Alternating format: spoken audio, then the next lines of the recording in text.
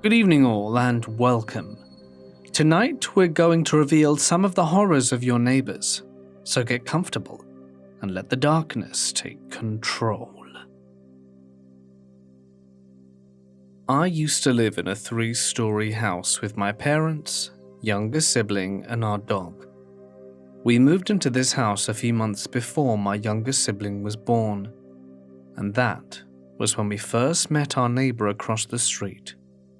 Lucas was the eldest child in the family, and he was always a bit strange, but there were some aspects of his personality that were more than just strange. They were straight up disturbing. It would take hours to cover everything, so let me just get straight to the point. I'm almost certain that Lucas had been inside of our house in the middle of the night. Our house was built on a hill, so it looked like it was only 2 stories from the front, and the basement was connected to the backyard. The yards in this neighborhood were much larger than they are in newer housing developments, so it would have been very easy for someone to enter our backyard unnoticed. Despite this, my family were terrible about making sure all the basement doors were locked. My younger siblings and I would always go in and out when we were playing in the backyard, or someone would go down to let the dog out, and we would end up forgetting to lock one of the doors before bed. We also lived in a safe area where it was common for people to leave their doors unlocked. However, my family did always lock the door leading down to the basement every night, along with all of the other doors on the main level of the house. I had a messed up sleep schedule back then, so I would usually be awake until 3 to 4 in the morning. There are 2 specific instances that happened very late at night, which made me think Lucas had been inside of our house without our knowledge. One night I was in my bedroom on the upper level of the house at around 2:30 in the morning, when I suddenly heard the sound of an angry growl coming from downstairs. Thinking that my dog had spotted a cat in the front yard, I quickly rushed downstairs to stop him from barking and waking up my entire family. This kind of thing would happen every now and then, so I wasn't thinking too much of it at the time. But instead of going downstairs to find my dog at the front window, I found him by the locked door that leads down to the basement. The fur on the back of his neck was standing up, and his nose was pressed to the bottom of the door. I instantly froze up when I realized what was happening. There was something or someone on the other side of the basement door. I was barely a teenager at the time, so I began to panic and started making my way upstairs as quietly as possible. I woke up both of my parents, but neither of them took me very seriously. My dad just assumed that my dog was hearing random noises coming from outside, but he did eventually go back down to check things out. He said everything had seemed normal to him, but also mentioned that we forgot to lock one of the basement doors that night.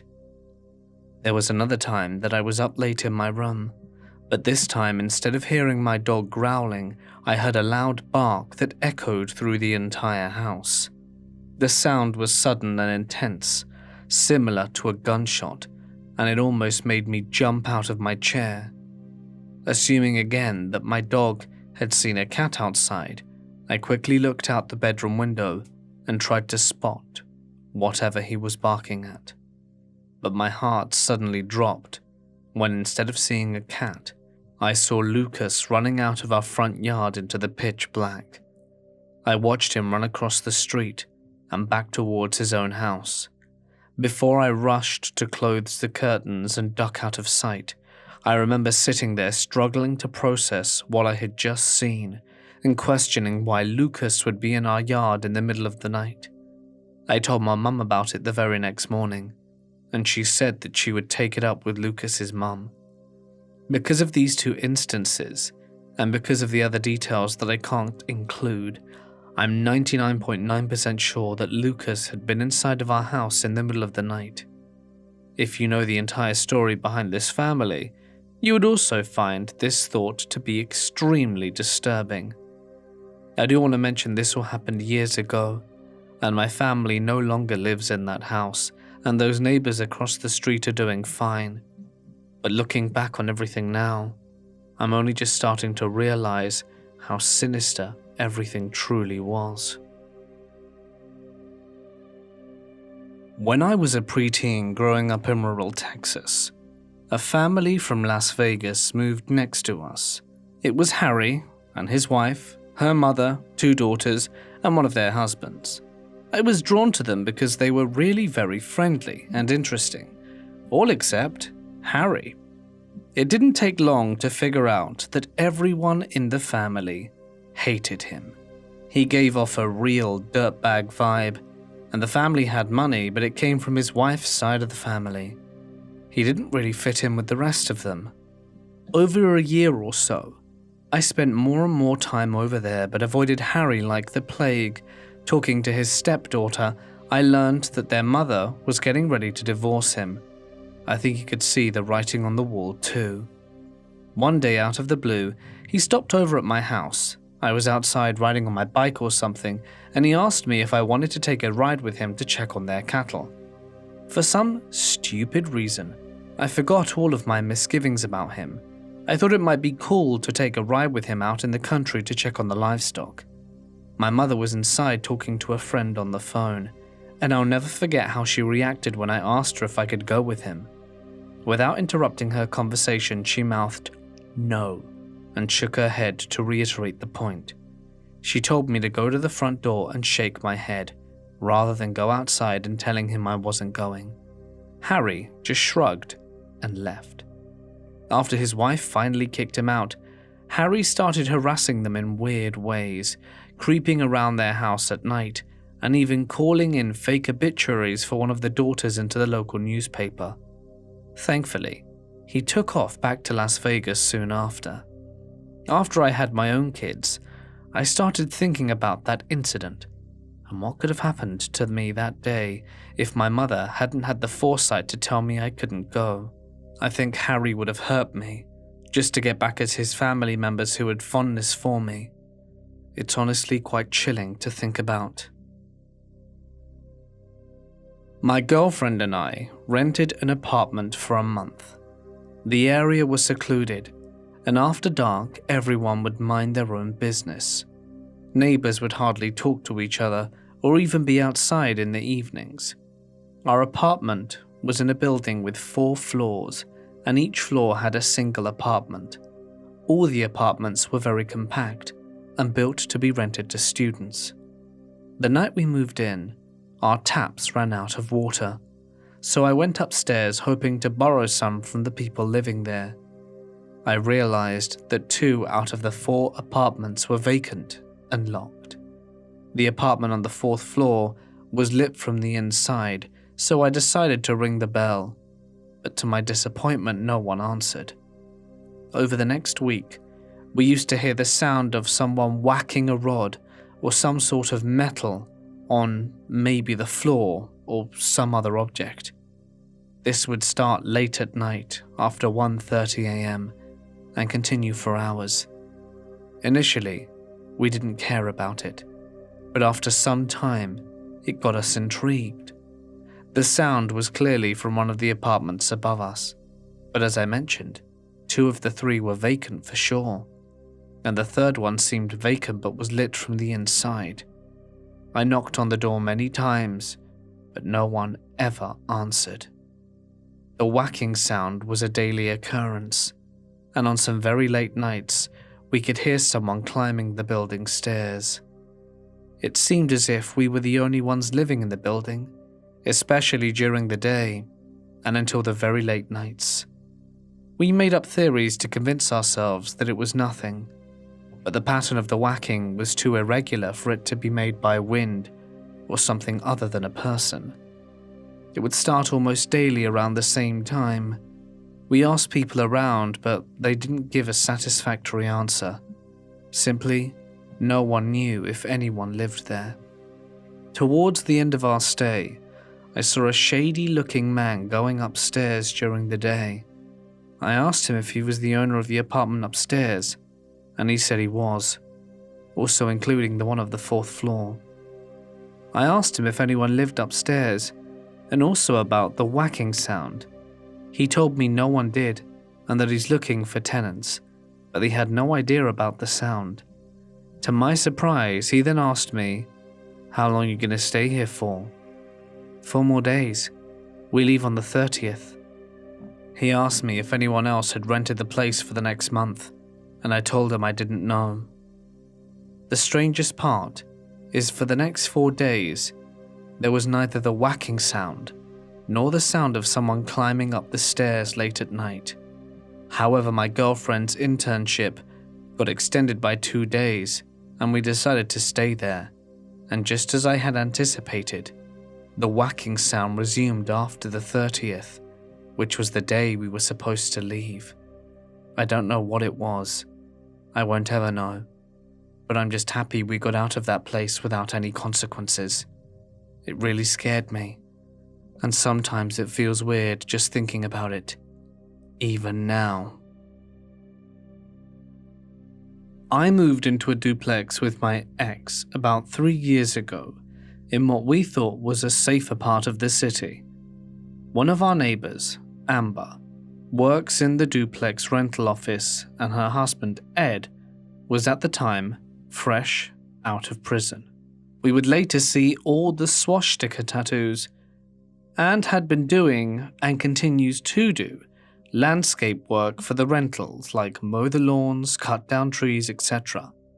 Other than that, he is home, mostly doing odds and ends, things like tinkering with his mower or truck or something.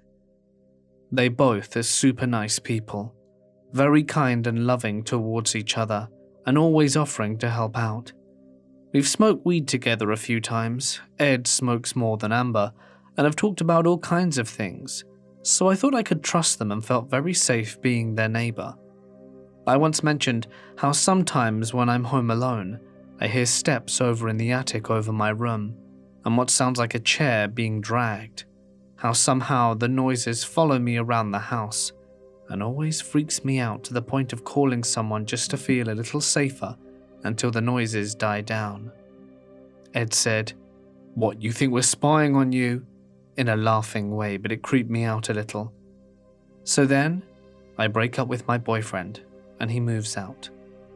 Ed starts texting me, asking if I wanted to smoke while Amber was still at work. I declined every time, finding different excuses because I still felt uncomfortable around him. Then he asked if I wanted to sleep with him because he thinks Amber was cheating on him. I shut that down and it was awkward as hell. I didn't tell Amber because I didn't want to get kicked out or have some horrible awkward tension, and I hate confrontation, so I kept quiet. That's when I started to hear things in the attic above my room more often. It freaked me out even more when I woke up to a loud bang outside my front door at 3 a.m. When I went to examine it, there was a small lockpick outside my door on the ground, but no one around. I kept the lockpick, and the next day, texted a picture of it to Amber to let her know I thought someone was creeping around, and she said, "Oh, that's Ed's. That's his ice pick. It's not a lockpick, sweetie. No one can pick your deadbolt with that." But I know the difference in a 4-inch skinny-ass lockpick and an ice pick. I'm so scared to be alone here, especially at night. Our attic connects, and it's not outlandish to think he could be up there spying on me. I even found a freshly drilled hole in the ceiling of my room. I just put wadded up paper in it and try not to think of it. I honestly hope nothing comes of it and that I'm being paranoid. I grew up in Arizona, in a relatively safe city. Before myself or any of my friends had a driver's license, we would walk everywhere just to get out of the house and to do something. Typically going to Circle K for soda and snacks, or Walmart and Target to just browse around. Back when my 2 friends and I were 15, we were walking back to her house through her neighborhood around sunset. At that time, everyone in Arizona was fairly friendly, so whenever you would pass by another person or group, you would exchange hello or wave. This time in particular, we were walking past a house on a corner that had a kitchen light on, where a middle-aged man was washing his dishes. When he made eye contact with us, my natural instinct was to smile and my friend's was to wave. What a bad idea. This man immediately dropped his dishes into the sink, and what felt like a second later was outside on the corner, staring at us in an aggressive stance, with both his hands balled into fists. All of our fight and flight responses were completely different. One friend immediately took off running in the other direction. My other friend peed her pants, and I was frozen in complete fear. He began charging towards us in full force, and I'm so grateful that my friend grabbed my arm and we all started running as fast as we could. The man was well built and appeared to be in great shape and had no trouble catching up to us. As I'm running, I could hear his footsteps very close behind me. He reached out his hand to try and grab hold of my hair, but the adrenaline finally kicked in and I was able to speed off beyond his grip. After a while, I realized we were no longer being chased, and we hid in safety and called my friend's mum to pick us up and told her what happened. We gave her the location of the house and all vowed to never go near it again. In the morning, we wake up and her mum explains that she checked the address of the house and someone living there was a registered sex offender. Not sure if it was explicitly because of this incident, but my friend moved houses shortly after. All of our mums collectively agreed that we were not allowed to walk around anyone's neighborhood and that if we wanted to go out, a parent should be nearby. I completely forgot about this until I was recently talking with my friend and she brought it up. I sometimes wonder what would have happened if this man had gotten a better grip on my hair, and I'm thankful to say that we got away unharmed. At 27 today, I carry a pocket knife and pepper spray with me at all times. Our neighbor is an old man, maybe in his 60s or 70s, and he lives all alone in his house. It's a dump. Weeds climbing the tall walls with paint peeling and water stains covering the surface. His bedroom window is right across from mine, so if I were to look outside, I would most likely see into his room and vice versa. Our story begins at 11 p.m. I was sitting at my desk, which faces the window, and decided to look up from my book. And out the window, I noticed that the lights were on in John's room, and I didn't think much of it at first. But then I noticed a little flash coming from the corner of the window. It looked a little closer, and I realized that these were the man's spectacles reflecting off of something. But more disturbingly, the man was watching me. I don't know how long he was watching for or why, but I was creeped out beyond all description, so I closed my blinds and went to sleep. Tomorrow, I was thinking of going round to ask why he was watching me. After this point, seeing the old man had become less of a joy and more of a fear. He would ask me deep and kind of disturbing questions. I believe he once asked me as I was taking my dog for a walk, "If you could, would you ever skin a child?" and other stuff I don't want to mention. Now I was in my room again. I had caught the old man watching me a few times, but since it was 2 a.m., I decided to open the blinds. Surely he was asleep, and I could enjoy watching the stars. I slowly pulled my blinds up, but to my horror the man was still awake, and worse yet, he had moved a rocking chair to the window where he could watch me. His lights were off, but it was clear he was still awake. I shut the blinds back and turned my light out. I hear a curse from beyond my window, then silence, and decided that I would not look out of that window again. Last night, I was laying on my bed, sleep not coming to me. It had been a busy day, and I was processing everything that happened when I heard something hit my window. I assumed it was a bird or something, so I closed my eyes again, but that's when I heard a second bang from my window. This time I got up and slowly peeked out of the blinds. My neighbor wasn't in his window, so I thought it would be safe to open my blinds completely. and what I saw next shocked me. I looked around and didn't see anything, until I looked down. There was the man, in our yard, smiling. His grin was wide, his teeth were yellow, and his eyes were glinting in the moonlight. That was it. I slammed the blinds shut and ran to my parents' room. I told them about the man next door, and everything that had happened in the past 3 months. They calmed me down and told me they were going to go look out my window. And so they did. But in the time it took for me to explain to them and for them to calm me down, he had retreated back to his room and lay sleeping in his rocking chair away from the window. My parents chalked it up to sleep paralysis, and so I went back to sleep. But in the morning, I had received the best news of my life. I was awoken at 7 a.m. by the sound of the doorbell. I groggily got up and put my clothes on, which is important as I genuinely sleep naked, which makes it even weirder that he's always staring. I went downstairs and my parents turned around and told me that John had told them he was moving away and he would be gone by noon. I felt safe in my room once again, and I wonder if there was an agent involved in ensuring this happened. This happened around summer in the year 2000 in the Midwest USA, and I was a 12-year-old boy. I was shy and never did well with confrontation. Anytime I was scared, I'd find myself shaking. One day, my dad and cousin were weightlifting in the garage and it was open.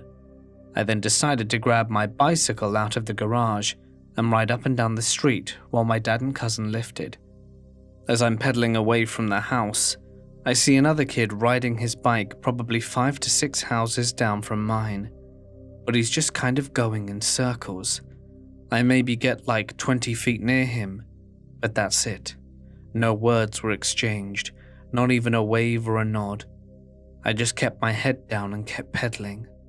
On my next circle back down the street, that's when things got weird. I get near the area where the kid had been riding, and he's not around anymore, so I guess he went inside or wherever he lived.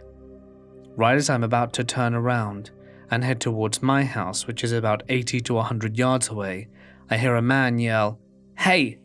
in an unsettling tone. I look up, and a man is standing in his front doorway probably 25 feet from me, as I'm paused on the street with my bike. He's one of the creepiest looking dudes I've ever seen in my life. He has on a ball cap, and he's wearing these Jeffrey Dahmer looking glasses. Tan, burnt orange, dirty looking wrinkled skin, and had to be in his 40s. He looks straight out of a horror movie, and he just has this sinister, angry look on his face. He then says, "If you say anything to my son again, I'm gonna run your ass over." At this point I was crying and frozen in fear, but then I start biking home faster than ever. I'd never been in any situation like this. I couldn't believe what happened because I'd never even said anything to that boy. So I opened the garage, where my dad and cousin are still lifting, and tell them this story. They decide to go to this guy's house and address. My dad and cousin had a few beers and were pretty jacked, so they're ready to tussle if needed. He goes straight to the guy's door with my cousin behind him and knocks loudly. The man opens the door and has this huge Rottweiler by his side, barking and going crazy. The man threatens to let the dog loose, but my dad and cousin aren't cowering down one bit. After a bit of bickering for a minute, the guy goes inside his house and shuts the door. Nothing else happened that night, and we walk back home. A few days pass, and now I'm getting to the creepier part. During the summer, when my parents worked during the day, my grandma would come over and babysit my little brother and I. We were about 10 minutes from downtown, and my grandma was going to make us grab food at Sonic. We get in her car and start driving down the road towards Creepy Dude's house. This made me feel uneasy, but that's the direction we needed to travel in. As we get closer to the house, the hairs on my neck stand on end. As we go by, I see him sitting in a red truck in his driveway, facing the road like he's about to pull out. I don't remember well, but I think he may have even worn a grin on his face. We pass the house and he pulls out behind us. I start freaking out a bit, so I tell my grandma the story about the man driving behind us. At first, my grandma was chill about it, but then I notice she seems to be a bit shaken. This is because she had made 6 to 7 turns to throw him off our trail, but he kept following us, literally every turn. At this point, me and my brother are in the back seat with our heads down as he follows us, but luckily, we made it to downtown where it was busy. We get near the police station, and that's where he takes another turn. Then finally, he just passes on by. I never saw the man again. My mum and dad split up, and we left that neighborhood 2 years later with my mum to move to the country. My dad still lives at the same house, and I wonder if the dude stuck around for a while, or if he even lives there. What was his intent? Was it just a coincidence, or did he plan on following us? It was so weird how he was just waiting for us in his driveway to pass us by. I am a 24-year-old female and live with my 23-year-old roommate in an apartment in the suburbs of Atlanta. As you may know, Atlanta is super dangerous and crime-riddled right now. So we have a Ring peephole camera, perfect for apartments, and a digital lock on our door for safety. About 3 months ago, the sweet family across the hall moved out, and we got a new neighbor, David. Let's just say that David is interesting. When we first saw him moving in, we were a bit taken aback by the sheer amount of stuff he was trying to fit into his one-bedroom apartment. All of it was anime merch and Star Wars memorabilia. Definitely gives me hoarder vibes, but not my business. When the moving trucks left and a few days had passed, my roommate and I knocked on his door to give him a welcome to the neighborhood gift basket with some baked goods, dog treats, and poop bags for his dog and seasonal candle. Apparently, this was not the correct thing to do. After that day, David got creepy. It started out innocent enough. He would come to the door whenever he heard me or my roommate coming, or go to have a quick chat, or he would come over regularly to ask for salt or sugar or toilet paper. Sometimes he would ask if we could come over and watch his dog. Within the past 2 weeks, things have really escalated from the mundane. 2 weekends ago, we were out pretty late partying at the bars near the Brave Stadium. We ended up getting home at around 3 a.m., only to find David sitting at the top of the stairs waiting for us. He acted all upset, asked us where we'd been and requested that we tell him if we're planning to be out past midnight. I laughed in his face, and he called me a mindless Stacy. Still not sure what that means. He also asked for access to our Ring camera so he could make sure we're safe. We laughed at him again and went into our apartment. Here's the scary part. We checked the Ring the next morning, and he sat outside his apartment staring at our door for the rest of the night. When we saw that, we contacted the complex to let them know he was acting crazy. They told us to contact the police, so we did. The police told us to contact them if he made any threats, but since we lived in a shared space, they couldn't do anything until he entered our apartment or threatened us. I assumed the complex said something to him, because he left us alone for the next 5 days or so. This week, he's out of control. He's constantly sitting outside of our apartment. My roommate has started leaving for work an hour early, so she doesn't cross paths with him. I cannot leave our apartment during the day, because he is constantly waiting outside for me. He has asked me out, left love letters on our door, on our cars, and our mailbox. I told him once I wasn't interested, and he told me that he would end his life if I didn't go on a date with him. Of course, I didn't have it in writing, so the police wouldn't do anything.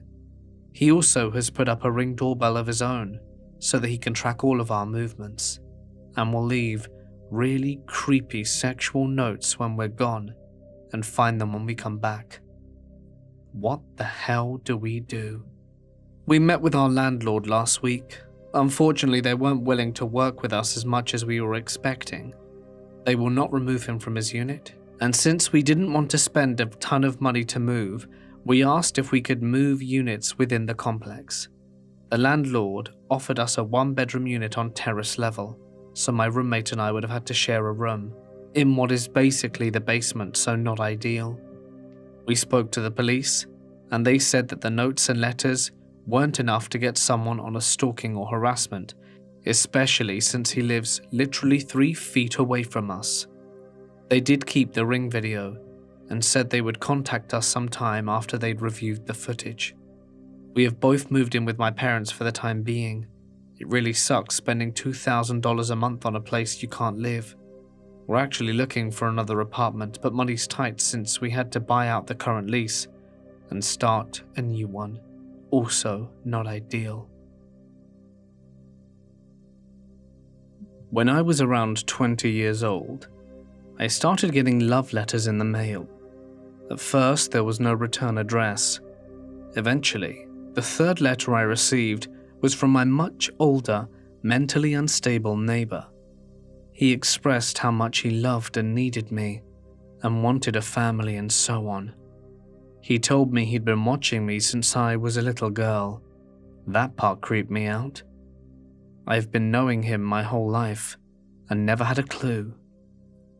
I don't know how he knew where I worked, but there were a few times he would sit on the bench down the street from my job and watch me walk to my car. He sat on that bench still as a rock, and only followed me with his eyes. After that, I told my dad and grandfather and they went to talk to him, and eventually it stopped, and he basically fell off the face of the earth. Never seen him since. To this day I often wonder, when I was playing as a little girl outside, what if he'd kidnapped me? I'm thankful he never made a move from that time forward, and it's left me very aware of my surroundings. Be wary of your neighbors. When I was 12, I used to go to a summer camp with my cousin who was 6 at the time. Let me backtrack a bit. My cousin is actually my mum's cousin, because my grandmother's sister had her only kid. So even though I was older than her, she was my older cousin. Anyway, we both frequented our great-grandmother's house and ventured to the camp from her house. Now, there was an odd neighbor next to my great-grandmother's house called Mike. My family had told me that he was a creep and had a history of making people uncomfortable in the neighborhood, to the point where people purposefully avoided the street he lived on. Mike was also a man of very few words, and he was older, I'd say 50s or 60s, as he had visibly grey hair. One day, me and my cousin Susan were walking to the summer camp when I felt someone following us. Without alarming Susan, I quickly looked over my shoulder and at first didn't see anything, until I noticed Mike was walking from behind the car. I quickened my pace and pulled Susan along and cut through a walkway to see him pick up the pace. I couldn't scare my cousin, so I kept moving, darting between different pathways while trying to outpace Mike. Knowing that I was a few minutes away from camp, I told my cousin to go through the gates while I turned to confront him. He stopped me and turned back. I immediately reported this to my parents and Susan's mum. They confronted him and he denied any wrongdoing, and we threatened to call the cops. Now it's 2020, and he's long dead with his house boarded up and tore down, a relic of a time period. Me and my cousin are both adults now, and that will haunt us. The fear of having to protect myself and my cousin brought out the fight or flight response. Always watch your neighbors. You'll never know who's watching you. My boyfriend and I recently moved into an apartment. We instantly fell in love with the place and got the price. It was approved, and we moved in quickly. The place is in a college town area. There's a bar nearby, grocery stores and fast food places, nothing out of the ordinary nor sketchy. On the day of move-in, our landlord gave us keys and briefed us on the neighbors. There are only 4 apartments in the complex. The landlord said that they were reserved for the most part. One neighbor was so scared of COVID that they stayed inside. The neighbor across from us seemed to be very reserved too. Now, I saved the best for last. Our bottom floor neighbor called Cal. As we were walking up towards our place, our landlord says, "Oh, yeah, that's Cal. He's a bit weird." My boyfriend and I looked at each other like, what the hell does he mean by that? His windows and doors were wide open. The landlord explained that he did not have AC at the moment. He continues to have all the windows and doors open, and we ignored it and continued unpacking. We had prior plans to leave town, so we did not spend the first few nights there, and upon arrival we discovered why he was labelled as weird. When we first saw him, we said hello and made some comment about the weather. He seemed confused and disoriented and said, "Ooh-ha, yeah, okay." As the days passed, we would say hi, and he would reciprocate at times. It was obvious that he was socially awkward. If I pulled up into our parking lot and he saw me, he would scurry into his room. Thought it was a bit unusual, but I brushed it off. We thought that was the extent of his weird, but boy were we wrong. Slamming, shoving, and the hitting of his own door started at night. Only at night. The slamming and banging was so loud that it woke us up. When we got closer to our door, we heard him yelling. We finally understood why he was weird. This continued for many nights in a row. We would notice that he just stands in the middle of the parking lot and talks to himself. If he sees me, he goes back inside. Things escalated this past weekend. It was late in the evening. We were chilling, watching TV when we heard a knock. We immediately knew who it was, since Cal was chilling outside with the neighbors. My boyfriend answered the door, and Cal asked if we had seen a young Asian woman walking around. My boyfriend said no, and he walked away. Last night I came home from visiting my family, and immediately after I come home, Cal went upstairs. My boyfriend answered the door, and asked if we had seen his mum walking around. My boyfriend said no, and closed the door. To conclude, this morning at 6 a.m, we heard an extremely loud knock. I awoke immediately and went to the door and didn't see anyone, but I thought I saw a flashlight. I got super scared and woke up the boyfriend. We looked out, and there was a police officer looking for Cal. For what we made out, Cal called the police due to hearing a gunshot and a young woman screamed. My boyfriend had been awake since 5 a.m. and stated he didn't hear any of that. At this point, we were quite on edge with this dude. If he comes upstairs again, we're going to have to ask the other neighbors. I think this man is mentally ill. It does not negate the fact that he purposefully tries to talk to us in the late hours of the night. Compassion is shown, but boundaries will be set. I wish him the best, but our safety, including his, is prudent. The police were called because we heard him yell and scream for help. They came out and said they already knew about him. It seems like he's harmless, but we're still keeping our distance. Shortly after moving into my first apartment, I started having strange encounters with one of my neighbors on laundry night. I would pass through my neighbor's carport when it rained to go to the laundromat. He stood in the shadows a bit and startled me several times, possibly avoiding the rain.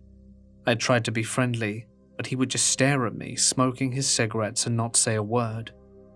Soon it became a regular routine for him, and then the apartment across the way opened up and he moved into that one. I changed laundry to a daytime-only event. One night I sat on my stoop on my phone and noticed a red light in the distance. It was him, sitting in the dark with a video camera pointed straight at me.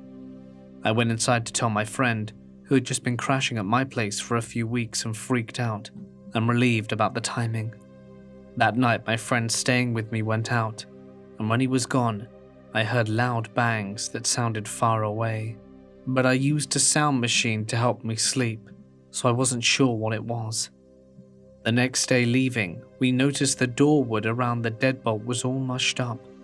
I asked him if he noticed it when he came back, but it was late, and a little drunk, so he wasn't sure. The maintenance people were very concerned because it looked like someone had tried to break in while I was home alone. Shortly after that, I left and got a new apartment. Fortunately, my new roommate had a big dog, and when she was out of town one night, I woke up at 3 a.m. to him growling at her window. I went over and ensured it was locked. The next day, my neighbor asked me if I locked myself out, and I said no, why? Sure enough, the screen on the outside was all twisted, as if someone had tried to break in but got interrupted by the big dog. The worst part was that I had out-of-state plates, and all of my friends kept telling me to get them switched, because I was sticking out to the police. I often thought that he tracked me down by my plates and tried again, or maybe I was just paranoid, and it was a series of break-ins looking for money and jewelry. Hey guys, it's Mort here, and thank you so much for listening. If you enjoyed listening to tonight's stories, be sure to let me know down below. A huge thank you as always to my amazing members and patrons. There's some exclusive content over on these platforms. If you want to see more, links can be found in the description. But that's all from me. More videos can be seen on screen, but until next time, stay awesome. I'll see you in the next one.